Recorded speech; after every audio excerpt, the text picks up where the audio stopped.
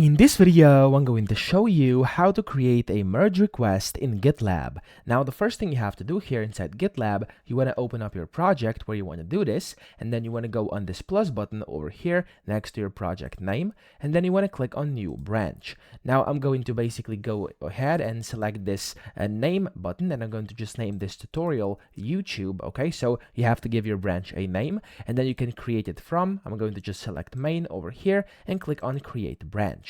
Whenever you do this, your branch is going to basically begin creating, and then there we go. As you can see, it says you push to and then your branch name, and here is where you can then create your merge request. So you can just click on Create Merge Request over here, and then you'll be able to basically create your merge request, give it a title, description, and then you have a bunch of different things you have to assess here. Click on Create Merge Request, and you are good to go. So that's how you do it. I hope this video helped you out. If it did, please subscribe to the channel and help me out as well.